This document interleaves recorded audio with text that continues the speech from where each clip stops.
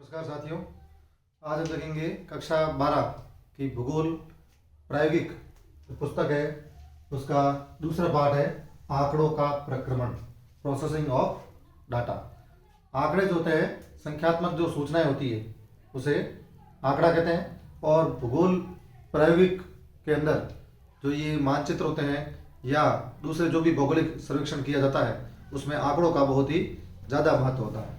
ये जो आंकड़े होते हैं, इन आंकड़ों की कैसे प्रोसेसिंग की जाए, इनका प्रक्रमण कैसे किया जाए, वो दूसरे पार्ट में दिया गया है। इसमें दिया गया है कि आंकड़ों का जो संगठन और प्रस्तुतिकरण उन्हें बहुत गम्य बनाता है, क्योंकि सिर्फ यदि अपन आंकड़े इकट्ठे कर लें और फिर आंकड़ों का अपन उसका प्रस्तुतिकरण नहीं करें या उनका विश्लेषण नहीं करें तो मात्र आंकड़े अपने लिए एक संख्या है, तो उसका अपने लिए कोई महत्व नहीं रह जाता है। इसलिए सबसे पहले अपना जो काम है वो यही है कि जो आंकड़े हैं उनको इकट्ठे करें, इकट्ठे करने के बाद में उनका सारणीकरण करें, उनका वर्गीकरण करें, उनको प्रस्तुत करें और उसके बाद उनको प्रक्रमण मतलब विश्लेषण करें उसका। तो ये जो आंकड़े होते हैं, इन आंकड़ों का प्रक्रमण जो है वो सरल हो जाता है। जब हम आंकड़ों को इकट्ठा करते हैं, उनका संगठन करते हैं, उनको प्रस्तुतिकरण करते हैं तो वो बहुत गम्य मतलब वो समझने लायक हो जाते हैं, अपने समझ के अनुसार हो जाते हैं। और इससे फिर क्या होता है, आंकड़ों का जो प्रक्रमण है, जो हम आंकड़े हमने जो इकट्ठे किए उन आंकड़ों को प्रोसेसिंग करने में सरलता होती है। आंकड़ों के विश्लेषण के लिए हमारे पास जो विधियां हैं वो 3 प्रकार की विधियां हैं। पहला है केंद्रीय प्रवृत्ति के माप, केंद्रीय प्रवृत्ति के माप। दूसरा है प्रकरण के माप और तीसरी विधि है संबंध के माप। तो ये 3 प्रकार की अपने पास विधियां हैं और इन्हीं विधियों के तहत और भी कौन सी विधि आएगी वो अपन आगे देखते हैं। सबसे पहला जैसे है केंद्रीय प्रवृत्ति के माप, मेजर्स ऑफ सेंट्रल टेंडेंसी। ये आप ऐसे कक्षा 10 के अंदर आप पहले पढ़ चुके हैं, केंद्रीय प्रवृत्ति के माप। इसके अंदर माध्य का बहुलक, मीन, मोड, मीडियन, ये जो है ये आप पहले पढ़ चुके हैं। केंद्रीय प्रवृत्ति के माप क्या होते हैं? ये है सांख्यिकीय औसत, इनको सांख्यिकीय औसत कहते हैं। मापनीय विशेषताएं जैसे वर्षा, ऊंचाई आदि में विभिन्नताएं पाई जाती है। भूगोल के अंदर अपन पढ़ते हैं वर्षा है, ऊंचाई है या तापमान है, वायुदाब है, ये जो होते हैं इनमें विभिन्नता देखने को मिलती है और ये सभी क्या है, मापने योग्य। तो मापने योग्य तो आंकड़ों की जरूरत पड़ेगी हमें यहाँ। तो मापनीय विशेषताएं जैसे इनमें विभिन्नताएं पाई जाती है। यदि हमें इनको समझना है, इन आंकड़ों के यदि अपन को समझना है तो क्या करें, कोई एक मूल्य या मान की आवश्यकता होगी जो पर्यवेक्षणों के समूह का पर्याप्त प्रतिनिधित्व करता हो। तो जब यदि हमें इनके बारे में समझना है, हमें ध्यान है कि वर्षा, ऊंचाई, तापमान ये सब क्या है, इनमें विभिन्नता पाई जाती है और ये जो विभिन्नता है इनको समझना है तो इनका जो मूल्य है, कोई मूल्य होगा या इनका कोई मान होगा, इनकी कोई वैल्यू होगी कोई भी, और उस वैल्यू कहाँ से मिलेगी, हमें पर्यवेक्षण से ऑब्जर्वेशन करनी पड़ेगी। ऑब्जर्वेशन से हमें पता चलेगा अलग अलग जो उपकरण होते हैं उन उपकरण के द्वारा हम जो है इनके मान प्राप्त कर लेते हैं अलग अलग जगह के, और उनका जो समूह है उसका जो प्रतिनिधित्व करता है वही क्या कहलाता है, केंद्रीय प्रवृत्ति के माप। इसमें क्या होता है, वितरण का केंद्र ज्ञात करने वाली सांख्यिकी विद्या जो है, ये इसकी डेफिनेशन है। अगर इसकी परिभाषा पूछ ले कि केंद्रीय प्रवृत्ति के माप क्या है तो ये इसकी परिभाषा है कि वितरण का केंद्र ज्ञात करने वाली सांख्यिकीय विधियां। अपने पास बहुत सारा डाटा इकट्ठा हो गया और वो जो समूह है उस समय को रिप्रेजेंट करने वाली जो संख्या होगी, उनका प्रतिनिधित्व करने वाली जो संख्या होगी, वही जो है उसको कैसे ज्ञात किया जाए, और ये ज्ञात करने की जो सांख्यिकी विधि है वही क्या है, केंद्रीय प्रवृत्ति के माप कहलाते हैं। केंद्रीय प्रवृत्ति की द्योतक संख्या, जो केंद्रीय प्रवृत्ति की द्योतक संख्या मतलब केंद्रीय प्रवृत्ति को जो बताने वाली जो संख्या होती है, सारे आंकड़ों के समूह की प्रतिनिधि संख्या होती है। कहा ना, ये तो मतलब उसको रिप्रेजेंट करती है।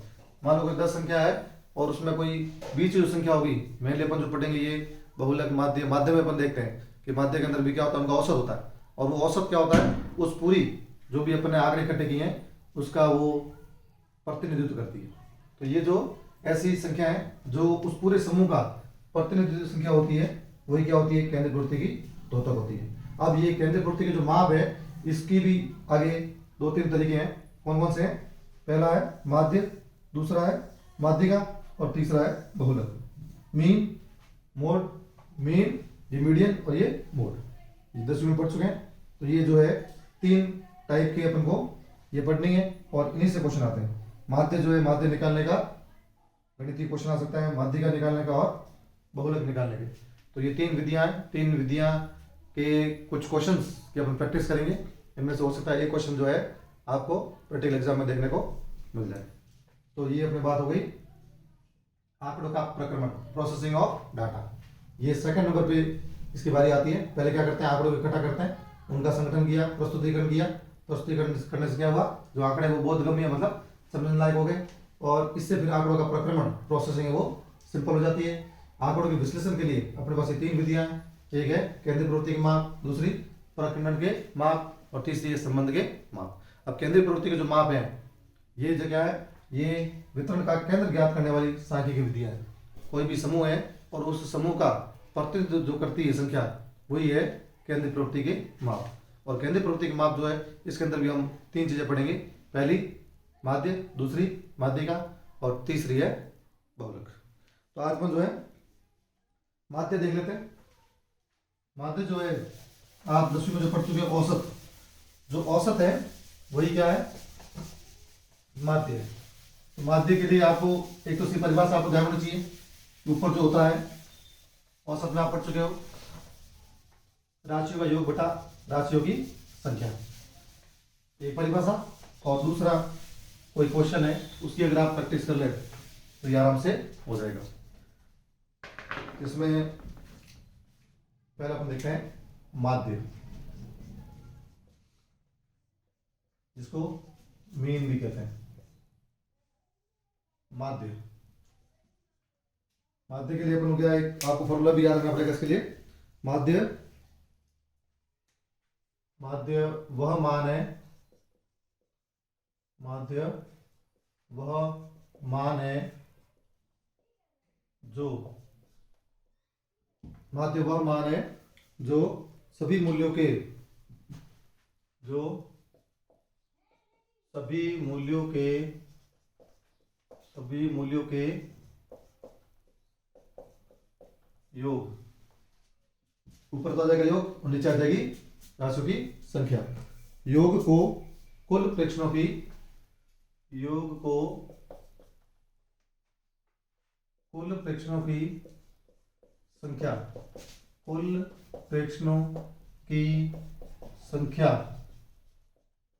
कुल प्रेक्षणों की संख्या से विभाजित करते हैं। प्रेक्षणों की संख्या से विभाजित करने पर, विभाजित करने पर ज्ञात होता है, विभाजित करने पर ज्ञात किया जाता है। तो ये औसत का सूत्र आ गया एक तरह से। माध्य क्या होगी, वह मान है जो कैसे मिलेगा, सभी मूल्यों के योग को प्रेक्षणों की संख्या से विभाजित करेंगे। और औसत अपन ने सूत्र पढ़ा था, औसत में यही था, ऊपर था राशियों का योग, नीचे राशियों की संख्या। तो इसमें भी ऊपर क्या आ रहा है, मूल्यों का योग, और नीचे क्या आ रहा है, जो प्रेक्षण, जो अपन ऑब्जर्वेशन किए हैं उनकी संख्या आ जाएगी। इसका अगर हम सूत्र देखें तो x bar equal to sigma x upon n, ये सूत्र अपन को ध्यान रखना है। ये सूत्र होता है, ये जो सूत्र है x बार क्या है, ये है माध्य। माध्य जो है, माध्य को किससे लिखते हैं, कैपिटल जो x, बड़ा वाला जो x होता है उससे, और उसके ऊपर डंडी जो होती है उसको कहते हैं बार। ये x बार जो है ये माध्य को दिखाता है। इक्वल टू सूत्र क्या हो जाएगा, सिग्मा x बटा n। सिग्मा x क्या है, सिग्मा तो क्या होती है, ये जो सिग्मा है, ये जो है इससे हम कहते हैं सिग्मा। और ये सिग्मा जो होती है, ये किसको बताता है, ये बताता है योग को। जिसके आगे लग जाएगा इसका मतलब उनका योग है। जैसे अपन ने x लिख लिया, तो इसमें ये क्या है, x क्या है, मूल्य है। किसी भी श्रेणी के अंदर कोई पद है या मूल्य है, और उन मूल्यों का क्या है, ये योग है, मूल्यों का योग हो जाएगा। योग क्यों है, क्योंकि सिग्मा है। और n क्या है, n किसी श्रेणी के पद है, किसी श्रेणी के पद, ठीक है। और इसमें भी जो ये माध्य निकालने की विधियां है, ये भी दो प्रकार की है। माध्य ज्ञात करना, माध्य ज्ञात करना, ये अपन देखें, इसमें भी आपको दो प्रकार मिलेगा। एक मिलेगा आपको अवर्गीकृत आंकड़े, अवर्गीकृत आंकड़े, और दूसरे आपको जो डाटा मिलते हैं वो होते हैं अवर्गीकृत आंकड़े, और दूसरे आपको मिलेंगे ये अ, वर्गीकृत आंकड़े। दूसरा जो मिलेगा आपको वर्गीकृत आंकड़े, वर्गीकृत आंकड़े। मतलब एक में तो अवर्गीकरण होगा और दूसरा में क्या होगा, वर्गीकृत। कैसे? जैसे मान लो कोई क्लास है, किसी क्लास के अंदर मान लो किसी सब्जेक्ट में उसके नंबर आ रहे हैं 1 2 3 4 5 6 7 8 9 10, ये कोई है किसी विषय में किसी के अंक आ गए। तो ये अगर ये सिंगल डिजिट चल रही है ऐसी, तो ये जो अगर आपको क्वेश्चन में अगर ऐसी श्रेणी दी होती है तो ये कहलाते हैं अवर्गीकृत आंकड़े।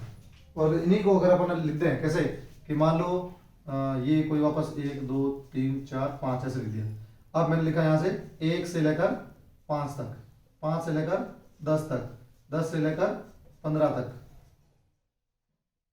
अब इसमें जो है यहाँ संख्या आ जाएगी, ये तो इसका वर्ग आ गया कि भी 1 से 5 के बीच अंक किसके, 1 2 3 4 5 6 7 8 9 10, 10 नहीं तो 10 आ गए। 10 छात्र ऐसे हैं जिनके जो अंक आए वो 1 से 5 के बीच आए। ऐसे 5 से 10 के बीच बोले तो ये हो जाएगा 1 2 3 4 5, ये 5 हो गए।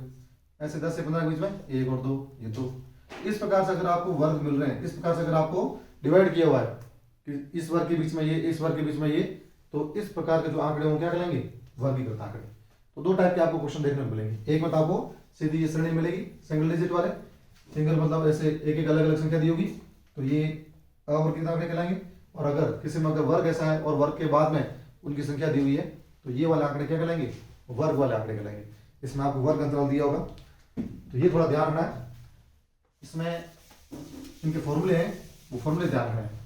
जैसे देखा अपन ने इसमें अवर्गीकृत आंकड़े जो है इसमें तो आपको दो प्रकार से मिलेगी। एक तो मिलेगी प्रत्यक्ष विधि, प्रत्यक्ष विधि, और दूसरी आपको मिलेगी अप्रत्यक्ष विधि, अप्रत्यक्ष विधि, और एक है अप्रत्यक्ष विधि, प्रत्यक्ष विधि और अप्रत्यक्ष विधि। इसी प्रकार आप देखें वर्गीकरण आंकड़े में यहां भी आपको दो टाइप के मिलेंगे। एक तो मिलेगा प्रत्यक्ष विधि, प्रत्यक्ष विधि से माध्य निकालिए।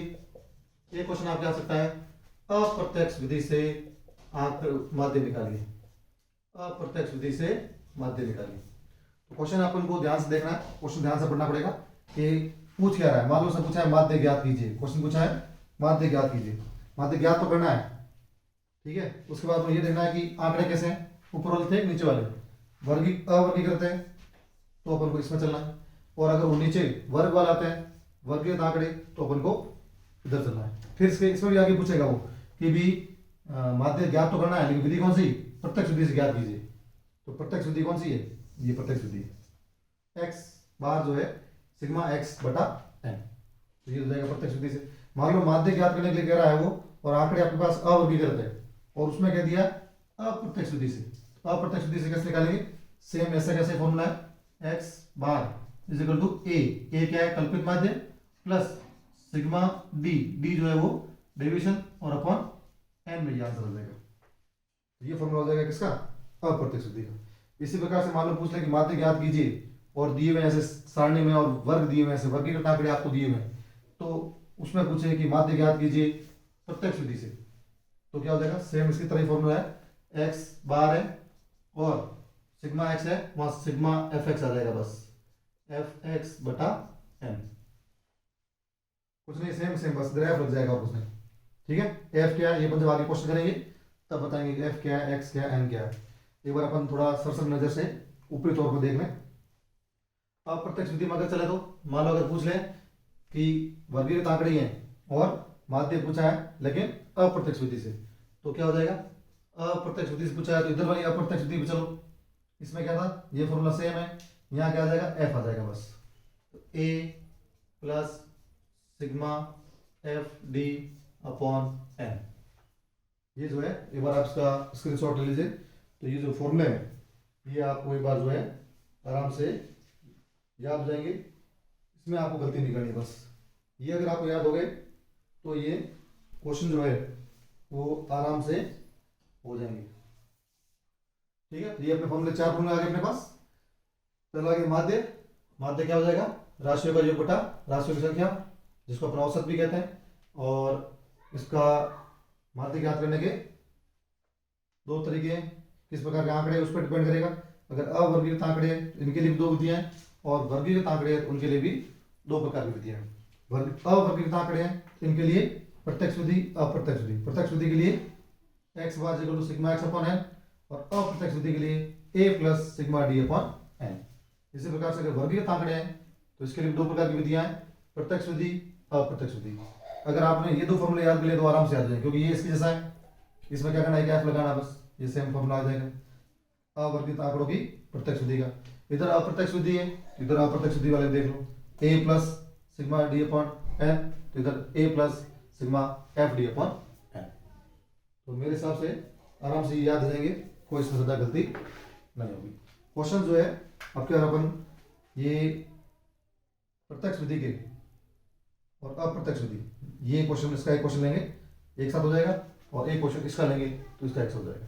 ये दो क्वेश्चन अपन करेंगे, और दो क्वेश्चन की यदि आप प्रैक्टिस करोगे तो कैसा भी क्वेश्चन पूछ ले आप आराम से क्वेश्चन कर सकते हो, क्योंकि इसमें तो विधि है। विधि तो क्या, ये फॉर्मूला याद करना है और फॉर्मूले में वैल्यू पुट करनी है, और जैसे ही आप वैल्यू रखोगे उसको आप हल करोगे तो आराम से आंसर आ जाएगा। इसमें कोई ज़्यादा कठिन भी नहीं है, क्योंकि सिग्मा एक्स से जोड़ करनी होगी और जोड़ करके नीचे भाग करना है, और जोड़ और भाग आप पाते ही। ठीक है, तो ये बात हुई अपने केंद्रीय प्रवृत्ति के माप, और उसके अंदर भी पहला आ गया माध्य। अगले वीडियो में अपन लेंगे इनका क्वेश्चंस, उसके बाद माध्य का, और फिर बहुलक। तो ये तीन होने के बाद लगभग अपना जो है मैथमेटिकल क्वेश्चन जो है, जो आप एग्जाम में आने के ज़्यादा चांस है, वो आप सरलता से कर पाएंगे। ठीक है, अगले वीडियो में मिलते हैं, धन्यवाद।